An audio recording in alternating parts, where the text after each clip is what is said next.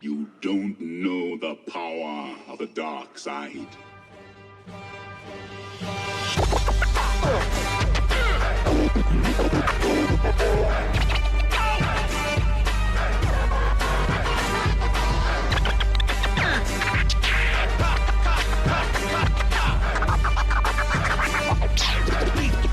the best DJ.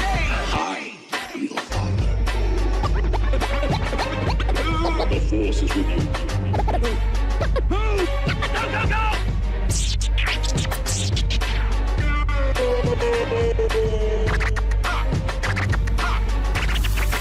It is your destiny, my destiny.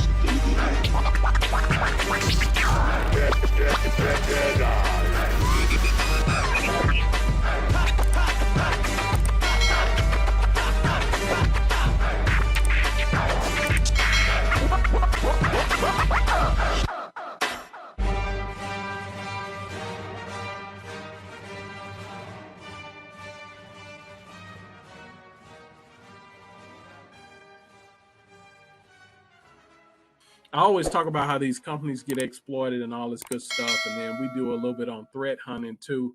And we always talk about how that can be like, just an exceptional level of prevention when it comes to, finding anomalies in your network, right? Finding these guys who had a dwell time of, I don't know, 2 or 3 months, like Sony and just all these other companies that's been compromised over the last couple of years. So we utilize something at a place when I worked at the federal government, we utilized something called a Calvio Shadowplex, right?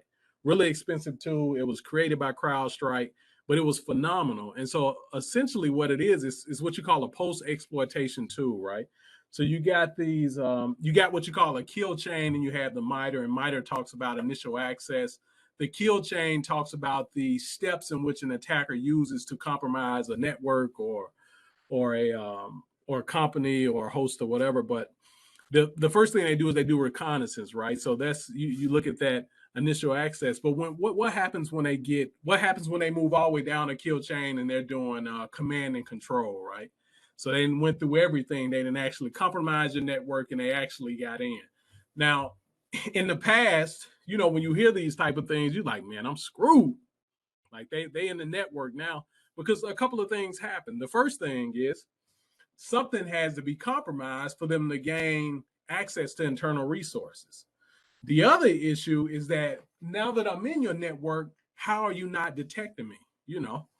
I use all these evasion techniques, and so when I'm in your network, wouldn't it be nice if, wouldn't it be nice if I could break the kill chain from the beginning, right? So my buddy was talking to this guy. What company was this? I forgot what company it was last week. The guy named Blake, who does, he works for a really big finance company or whatever. But he said they had this expert guy on, and the guy talked about breaking the kill chain. And the only reason I understood, because I often tell people you can watch this video from a guy called it's called the CISO perspective. Well, the guy talks about the MITRE, but he talks about breaking the kill chain. Because if you think about it, if you break that kill chain, so the first thing is reconnaissance, then you go to weaponization delivery. But what if you break the reconnaissance right at the start? You're like, hey, man, somebody's scanning my network. And, the only way you could do it is cut off what they call ICMP traffic, but you don't want to cut off ping. But let's say you find somebody doing something and you like, boom, I can cut it off before they even started. But let's say you can't, right? What if you can't? Because most of us are doing other IT jobs. We don't really care what you're doing in the perimeter. But let's say they get in, and what if when they get in, they get led to a deception machine? So you often have. So we talk about some levels of deception when we talk about honeypots, but that's more on an external. You may put that on a DMZ or something like that. But what about internally, right? So this person gets in. So I'm gonna give you the use case. The person gets in. Let's say you had a compromise in the past, and your manager comes to you. He said, hey, this is all screwed up. We had this compromise in the past. We're over that. How can you notify me? What happens when somebody gets in again? How can we be notified? And how can we, take up some of that attacker's time where we can, provide some remediation or some mitigation while they're looking at, maybe some machines. And so when I say looking at some machines, we don't want them looking at our, we don't want them looking at our, we want them to look at deception boxes, in other words, not at valid stuff. So long story short, it's an open source. So a Calvio Shadowplex is a tool made by CrowdStrike. So CrowdStrike has an EDR, it's phenomenal, but it's expensive, right? And so you could just imagine that tool is probably really expensive too, but it's an open source version, not version of that, but it's an open source deception software, right? And it's actually called Deja Vu, right? And it's actually really cool. So you set up, let's see if I can get, oh, here we go, right here. So this is the actual architecture, right? So you have a Deja Vu console where you can view the attacks and everything. And then in this case, he puts some fake servers on a VPN. And so when the attacker, and this is actually the corporate HQ, this is actually your network. So if you look inside your network, you actually have these vulnerable machines, right? So when the attacker gets in and does a scan, the first thing he hits, boom, he hits some vulnerable machines. And so as he's hitting those machines, the great thing about that is you can actually see what he's doing. You can say, you're in my network, and it actually will give you the, it'll actually give you the attacker's IP address. And so I actually set this up. So I'll walk you through. Crazy is when you always do a demo, you always be nervous. Like you test it like a million times, and then right when you finna do it, you're like, man, this crap not working. Mm-hmm.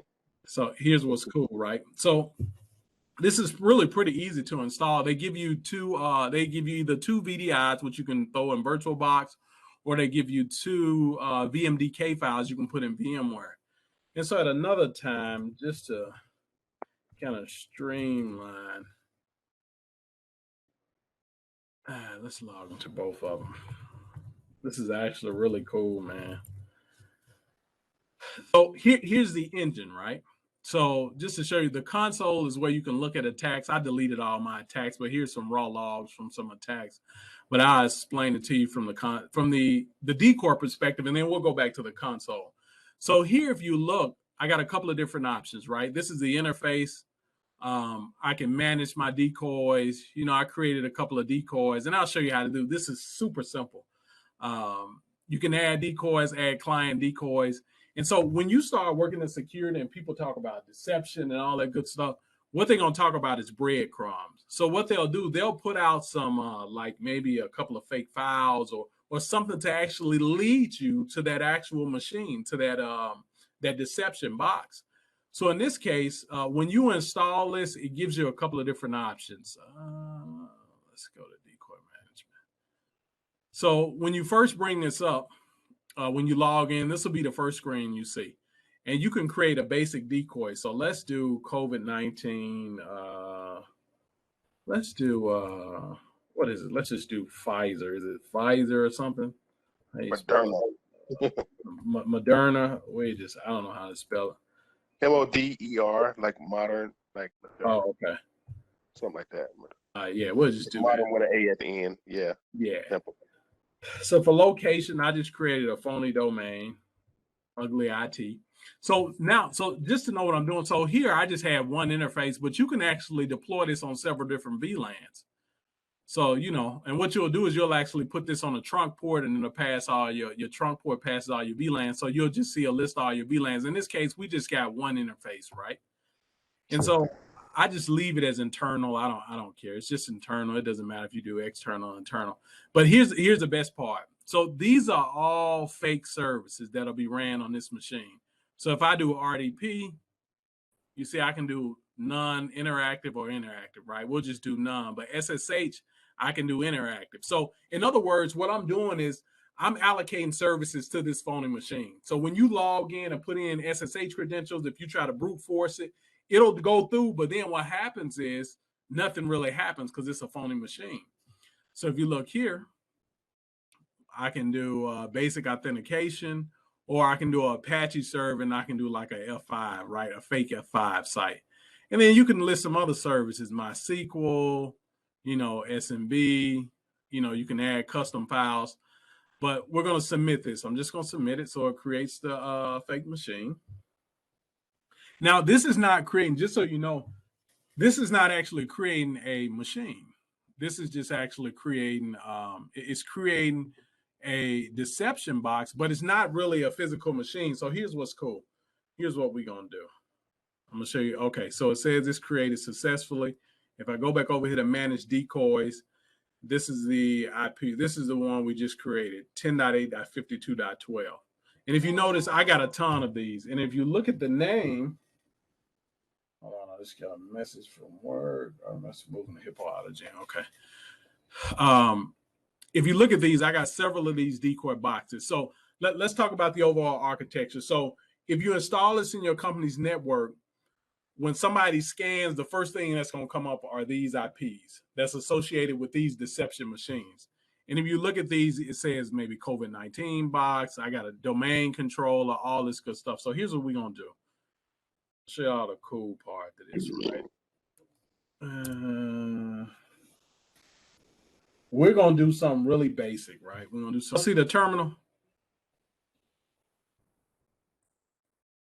Yeah. Hey guys, you can? Okay, great. So we're just going to run an nmap command, right? Let's do SV. I'll do F for firewall evasion. And I'll do an R, and let's just put in the subnet, right? 24. Oh, that's cool.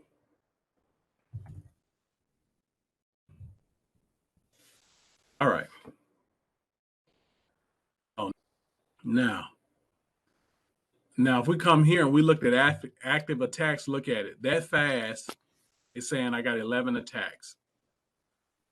So if you look here, if I click view logs, I can see that the attacker IP is this 1018, which is this box I'm on now, and it's hitting these machines. Well, it's actually hitting this machine because that's the one I clicked on for the logs. So it gives me exactly what it's doing. If I go back, I can actually go back and look at all the machines. Just because I ran it on the entire subnet, you can kind of see what's happening. This is 200 now, right? You can actually see all the attacks. Now, if I go to the attack graph, you can also see, it gives you a little attack graph. It says, so he's looking at, and so this looks really like that. Yeah, this looks really simple because all I did was a nmap scan. But if I was doing lateral movement, you could actually see the telemetry of how I tried to laterally move to these machines. And then if you also can look at the raw logs, it just gives you, probably more of the same. So can you show that picture again? The attack graph? Yeah, because I missed something. I saw that person's. Okay, then it showed you what you were looking at. Yeah, this is me. This is me, the attacker. And then I just hit all these machines just because I did. So what's really cool is I got this set up on another box where I created a Splunk instance, and then you can have all these instances going to Splunk. And that's where they record everything. Yeah. And I'll show y'all that part probably another time, but it's really easy. You fire up the Splunk. I actually got the code. If anybody wants it, it's pretty easy to do. And you can have all this, you can have all of it going in the Splunk, and then you can look at it that way. But this is really simple. Set it up. It takes no time. I have this actually running in VirtualBox, and you can create. Well, I got it running in VirtualBox, but I got a server. I dumped it on a server, just installed Ubuntu on there and ran it in VirtualBox. But here's the great thing about this. So this is a post-exploitation tool. So now, if I was the attacker, you could see me hitting these machines, right? So if I was an attacker, what the attacker would probably be saying is, oh, snap. He probably paging his buddy saying, look, dude, we got a file server we finna hit. My man got the domain controller out there. We finna knock him off. We got FTP. We probably gonna get some COVID-19 stuff. It's on. And so he's spending all his time in here. And so you got his IP. You simply say, hey. And so essentially what you could do is, you see here, the first thing what happens is you see how fast they hit. I would get an email. And then it tells me exactly what machines he hit when I look at the threat analysis, right? So, oh, he's hitting these machines. And so here's essentially what you do. You put these machines on a VLAN, right? You put these on a VLAN, so you know exactly what he's doing. And so once he gets here, you say, hey, we just gonna block his IP. We know exactly where he came in. And then we could look at some of the what we call TTPs, tactics, techniques, and procedures he used to get in. And so that's when your understanding of the MITRE comes into play, right? Well, maybe he looked at this. So essentially, if he found these items here, he's not just going to do what I do and run a scan. What he's going to do is he's going to say, oh, you got you got an FTP server, you got a domain controller. Maybe I'll try Kerberos on there, right? Maybe I'll try SQL map to see if I can get into the COVID-19 database. Maybe I'll try to do DNS enumeration to see if I can exfil data. Maybe I'll try to use, some attacks to exploit the web server, So, and the whole time you're seeing everything he did. The whole time. So what happens after that, right? Sounds pretty cool, but what happens after that? After that, you put certain things into place. If a proper patch is not in place for SQL injections and things of that nature, then that's what you put in place, right? If you got issues with Kerber roasting, you put that in place. So now, when this happens again, it could be mitigated. But the key element here is that nothing you had was compromised. And so the great thing about this is even if the attacker is successful at compromising another machine, he'll get these machines first. So you'll have plenty of time because essentially what he's trying to do is actually working. It's just not working on the machines that he thought it was going to work on. He did a scan. Great. He found some ports, some things he could enumerate. He found, some issues with some passwords. He found some ports, SSH that's open. If you working in AWS, he found a rule that says 0.0.0/0 inbound rule to SSH. So man, he like, oh man, I told these dudes I was good.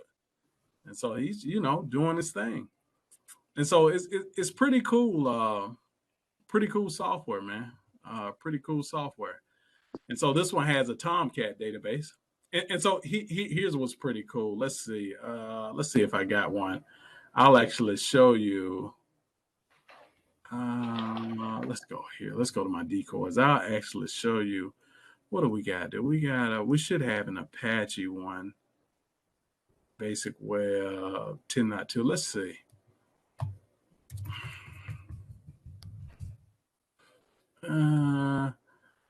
So that one just says it works. I thought I had one that says that does like a F5 login page.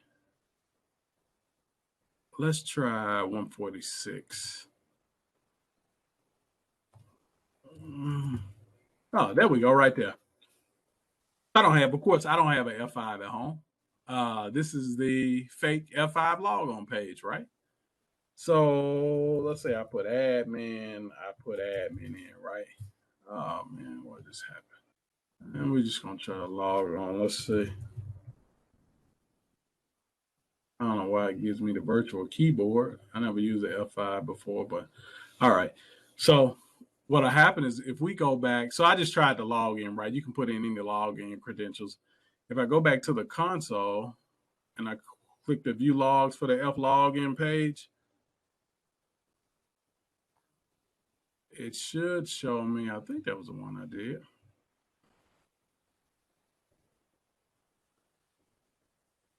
I thought it would give me the password, but maybe because I don't know why it keeps giving me the thing. But anyway, this is a fake, let's do high keyboard. This is a fake page. It just gives you, this is not a real machine or anything. So this is here. And so what this is if I come here and do breadcrumbs, I can create some breadcrumbs. See? And then it generates a PowerShell script. I run this on a domain controller. So let's say you get to the domain controller. What'll happen is if you scan it, see it says it right here. It'll create a fake service on your actual domain controller. So it's pretty deep, man. This is pretty nice. I think you can do like a the page. I thought I had well, you can do one where you do let's add server decoy. So web server, you can do like a OWA page or something. Yeah, you can do like a OWA page and it'll show you like the actual login credentials, but who cares about the login credentials anyway? You just want them off your network. But it's pretty nice. Yep. So yeah, that's all I had. I was talking to Otha about this earlier and he just said, hey man, maybe you can show the group. So but yeah, you guys got any questions?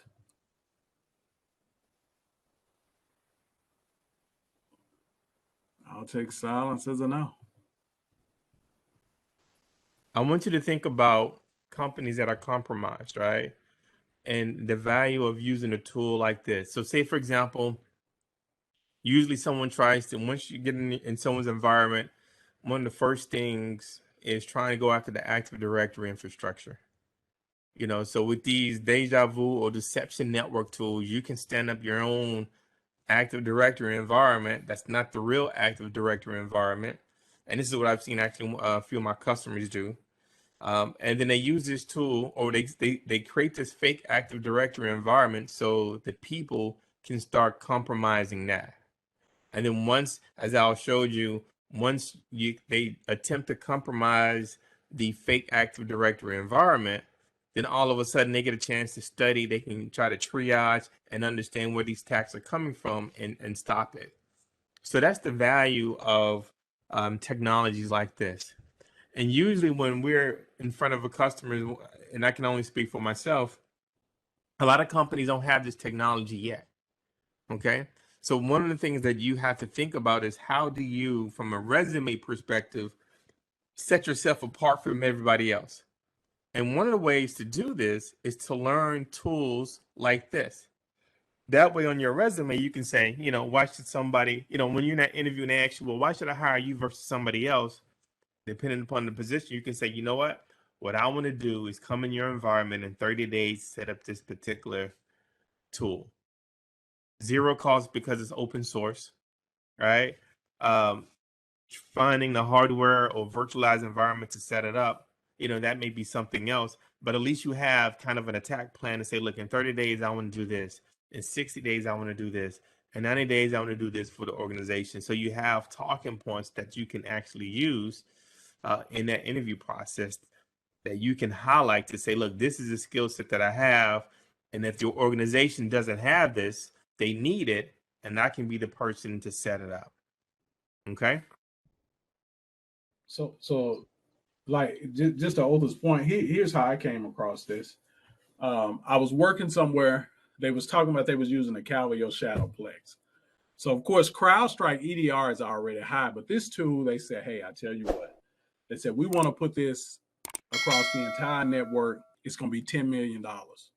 So one of the guys I was working with, this guy's like, he's one of those, like he's one of those odd people that just abnormally smart. And he was like, Al, man, we could build something, because he actually contracts. He's actually a contractor, which I never seen for the federal government, but he works on the team I work on. But he was like, man, that's nuts. He was like, we can actually build this. And he was like, the tool they use is not even cloud-based. Now you got to think, this is CrowdStrike out of all people using a native tool. But, you know, they would say, hey, man, it's $10 million. Take it or leave it. We don't care who you are. We got enough customers. And so if you think about it, the tool is exactly like this. Nothing is different. Nothing is different. And so I found this because this guy actually did a demo at Black Hat. And so I looked everywhere. You know, they got like Teapot Honeypot, which does, you know, it's a honeypot solution that incorporates all the honeypots. And so, again, I'll show you some other things you can do with Teapot Honeypot, because you can have those logs going into the Wizard server. Well, matter of fact,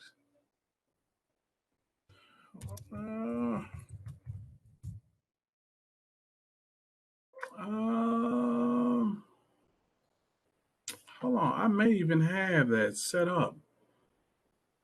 Let's see. But you can have the Teapot Honey, while I look for this, you can have the Teapot Honeypot logs going into the Wizard server, which is actually pretty cool. Oh, it's 129. I'm redoing my network, but I got this on a standalone box. So actually, before I thought about, so the first solution I was using was Teapot Honeypot. Let's just do here. And let's do, maybe I can do like 6 months ago.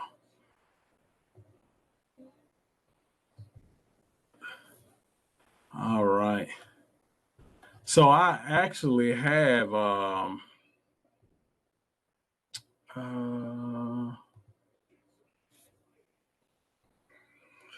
if I can find the logs, I actually had oh, here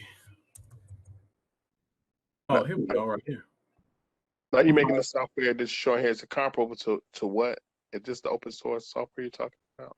Oh, no. So this is all on the lines of deception. So Teapot Honeypot actually is a honeypot. Yes, where trap. So similar to so the difference between this and the deception software is post-exploitation. If you look at Teapot Honeypot, this sits on the outside of your network, and people can come in. So the name of it is Grand Gray. They give it funny, but if you notice, it's using Circata. So this looks at north-south traffic, right? So in this case, I opened up everything, and what essentially happened is somebody was getting into my network and they was trying to do like lateral movement. I didn't care anyway. I don't have none on here. It was you can look at like the payload he dropped and all that stuff, and he used mail slot. But I set it up when we was doing when I was doing the threat hunting classes. So Teapot Honeypot is a tool you can use. So if you know what a honeypot is,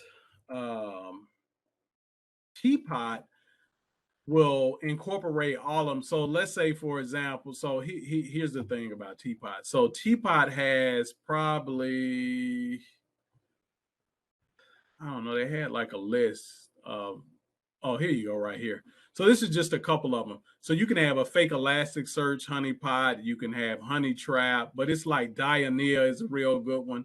But what Teapot does, it puts all those under one application, which is pretty cool. So in other words, you got like 20 or 30 honeypots. And so what a honeypot does is similar to the same thing I was showing you with the deception tool, except it's sort of like on the outside of your network, it's on the edge. But here's the thing, it doesn't give you any tracking, or it doesn't give you any log. Well, it doesn't give you any logs of tracking. You simply put it out there and it gives you like maybe some Elasticsearch. And I could show you, I thought I probably showed you what it looked like in the past, but I'll show you. Let's see, let's just do Teapot, and then we can just do like images or something. Yeah. You get some Teapot. But Teapot, it said, did it say multi-honeypot platform? Is that what Yeah. So it's a couple of them. So this is kind of what the interface looks like, right? I thought that's what a honeynet was. Well, so that is, but the program is called Teapot Honeypot. So, so this is sort of what it looks like. It gives you some IPs and all that good stuff, but it doesn't give you like the logging that you need. And so what I did was I ingested the logs into the Wuzza, right? And so what happened is you can see like all the logs coming from it. The only problem is it kind of floods everything. So you get a ton of them. So it may just give, you may have to worry about log flood and stuff like that, but it's actually pretty cool. And if you want to set it up, I can probably shoot you guys a link on how to set it up, but it was actually pretty cool. So the goal is to ingest everything into your SIM. And so that's kind of the method I use, but we can talk about Wuzza at another time. And I just posted in the chat your video where you talked about building out a security lab when you went over the Teapot Honeypot security and onion and a few other things as well. So that's in the chat room. Yeah, this is pretty cool, man. I was building out just everything with the Wuzza. And so I don't know if you guys ever heard of OpenSearch. So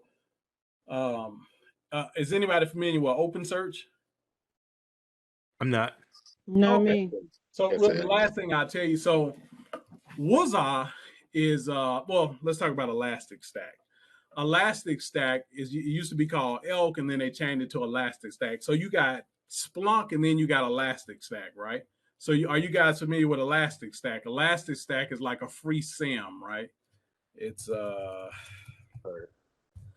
most of you guys should know what Elastic Stack is. It looks like this. It's a free SIM, and it's like a competitor to Splunk, but it's free. And so essentially what happened is, and this is Elastic Stack. So it does the same thing Splunk do. You put an agent on the machine, and it used to be free, but you put an agent on the machine and it gives you like logs. It gives you like, like raw logs, similar to Splunk, and you can query data and all that good stuff. So what will happen is AWS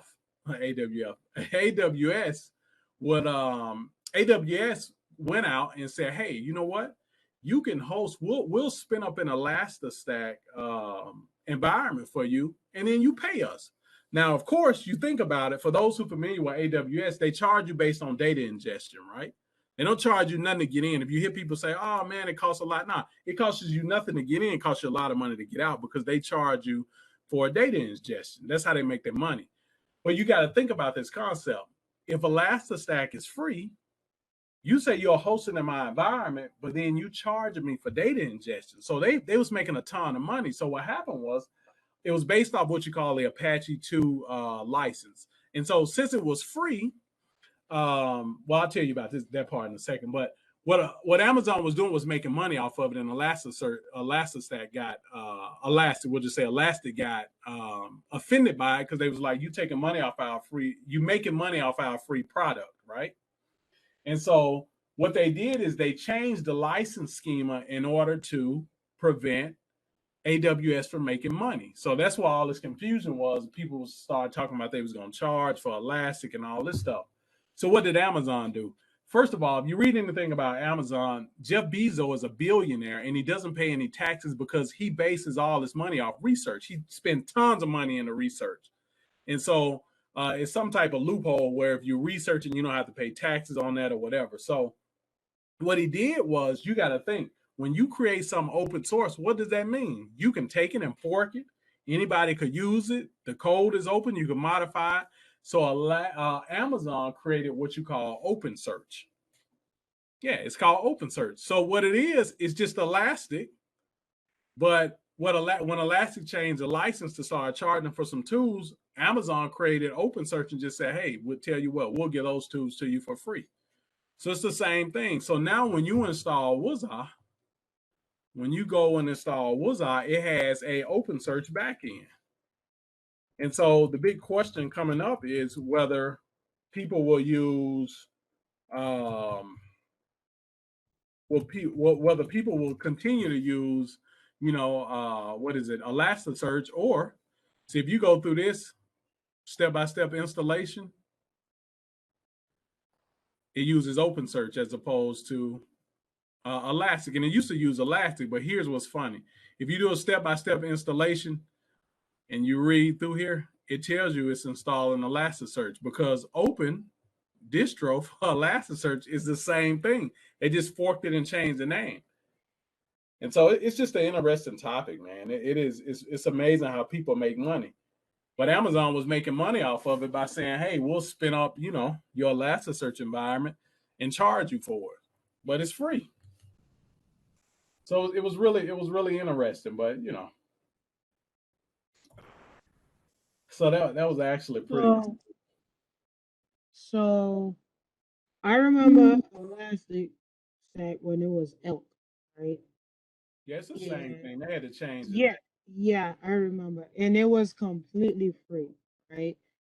So you're saying now Elastic Stack is not free anymore? So they charge you for certain things like SAML integration, which is free with OpenSearch and stuff like that. So they charge you for certain aspects. So let's see.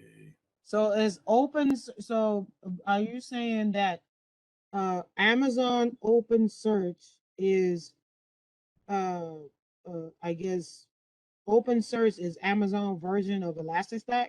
It's the same thing. It's just Elasticstack under the hood. Remember, just like you said, Elk was free. Yeah, it Remember, was free. Yeah. Elk was free. So see, F1 2021 license changes. And so if you notice back in the day, they used to have what they call a beats agent. They don't do that anymore. It's one agent. Now they'll still support it. See right here? Mm-hmm. And so it's to redistribute and collaborate. That was the change they made under the Apache 2.0 license. So you see right here, and this is the key thing, you may not provide the products to others as a managed service. And so that's what I was saying. So essentially that's what Amazon was doing. But think about this. If you understand what multi-tenancy means, right? So let's say we all in this group, we decided collectively we was going to start a business, right? Elasticsearch is free, right? We should be able to do what we want. That's like Nmap. Nmap is free. We run scan. Right. So Nick went out and said, "Hey, we're gonna use Nmap to run all our scans." And the people who created Nmap said, "No, you can't do that. You can use it at home, but you can't use it to do nothing with your clients because you're using it as a service, a managed services."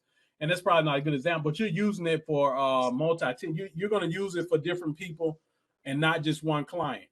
So what Elastic said was, okay, you can use a product if you wanted your own business, but you can't use this to have multiple clients send a log to you and you make money off of it. Mm-hmm. Essentially what Amazon was doing. But if you're going to do that, a multi-tenancy approach where you're going to say, hey, we're going to start a business.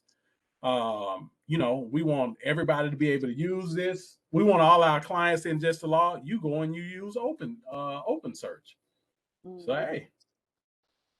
So it's kind of an interesting thing, but it's all about money. So It's always about money.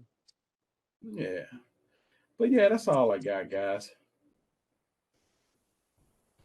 I apologize too. I was trying to do work too at the same time. But this was good. Real good. Appreciate but it. yeah, check out that tool, man. Try to build your own lab and put some stuff together. So when you go on the interview, you can say, hey, I got a whole stack waiting. And there's other jobs out there other than MSPs. Like you can work at a college and you can deploy all this stuff at a college. That's how I got my start. I deployed everything I could at a college. I build the stuff at home, deploy it right at a school. Because it's 9 times out of 10, they're not gonna have none of this stuff, not an ounce. And it's all free. So when the first thing they're gonna ask you is how much is it? And you're gonna say, cost you nothing. Mm-hmm. These are tools that can be useful, like especially when you're going for like a SOC job. Yeah, for anyone, my boss told me the other day, he was like, yeah, the only difficult about having all this Linux stuff is you got to have somebody to use it. I didn't say a mumbling word. I done built so much stuff there. And he was like, yeah, it's a good thing we got you. Then he started saying that anybody, it's really hard to keep people with security and all this stuff. I didn't say a mumbling word because that's not true. It's not hard to keep me. Just pay me. The more you pay, the longer I'll stay. It's crazy how they say, they always like to use the narrative. Oh, it's hard to keep people. It's hard to find people and so on and so forth. But the thing is, it's never about that. It's about you. You want the talent, but you don't want to pay people for the talent. And some people will pay. I mean, some people will pay and they'll pay a lot of money. I guess it's about finding who will pay, who are willing to pay. That's what it is. Because my experience has been the opposite. They want the experience, but they don't want to pay. So Yeah. If they do pay, they want to pay pennies. Oh, let me stop this. Quick question, Al. Is there a good cheat sheet that you have currently for Elasticsearch as far as different commands to use? I've seen something with Splunk, and there may be something out there in for Elasticsearch. Yeah. You know what, man? I don't. I was talking to, here's what's funny, and I'm not just saying this. I was talking to Razul about this. I have practiced so much, practice, and build. I can take, so in the past, when I used to use Linux all the time and these tools, I used to, I'll look up, like if I had an issue, it's a site like Ubuntu knows and different ones, ask Ubuntu and other ones. Well, I would look and then I would be like, oh man, I can't read that. The guy put the code out there. I don't know what he's saying. So, so now I'm at the point now where I can Google something, and if the guy is talking like about completely cold or just, he dropped the commands in there, I just understand it now. So I don't really have I don't have a good cheat sheet. What I would say is build you an Elasticsearch environment. You can spin it up with Docker. You can spin it up with oh man, I'm losing it a little bit. You can spin it up with what's the other tool to spin up stuff really fast? Not Vargant, but you can spin it up if you just want to go to the site. There's an OVA too, or you can Okay. just go to the site and do the step-by-step installation and just play around with it. So typically, what I do is I cheat in Splunk anyway. You can do like an index equals star, and then you can just double-click on the interesting fields, and it'll populate, and then you could build your query from there. But I don't really. The syntax is similar to Splunk, and I never even thought about it, man. So Elastic uses two types of queries, right? What is it, KQL, and I forgot the other one. Query language. Let me Google it real quick. I always do the KQL one. Yeah, but it may be some cheat sheets out there, man. I never even thought about it. I can try to find one and send it to.